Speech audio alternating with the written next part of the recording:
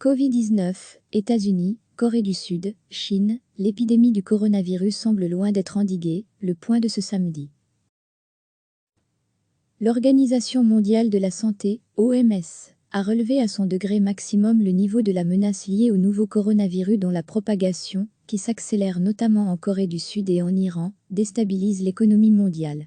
Retrouvez tous nos articles sur le coronavirus. France. 2 Français soupçonnés d'être infectés par le coronavirus avaient été hospitalisés de force au Brésil. Ces deux touristes de 54 et 57 ans a été autorisé à sortir après avoir testé et que l'hypothèse de contamination a été écartée. Ils s'étaient présentés jeudi dans un hôpital de Paraty, petite cité balnéaire près de Rio, en présentant des symptômes grippaux. Pour l'heure, la France compte 57 cas.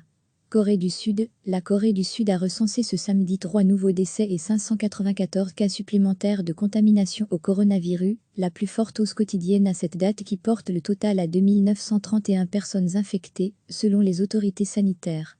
3 femmes ont succombé au Covid-19 dans la région de Daegu, Sud, portant à 16 le bilan des décès dans le pays, ont indiqué dans un communiqué les autorités sanitaires sud-coréennes. Cette région est considérée comme le foyer le plus important hors Chine. Elle concentre plus de 90% des nouveaux cas, ont-elles ajouté.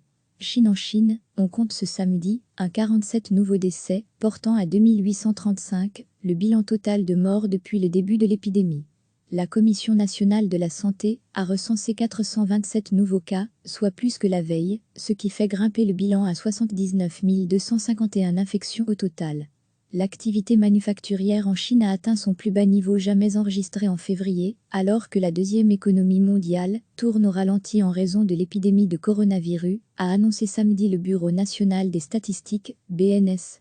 Lire aussi, coronavirus, mortalité, symptômes, transmission, traitement, incubation, vaccin, le vrai du faux. Recevez chaque matin l'essentiel de l'actualité. Cliquez sur s'abonner pour recevoir les dernières nouvelles.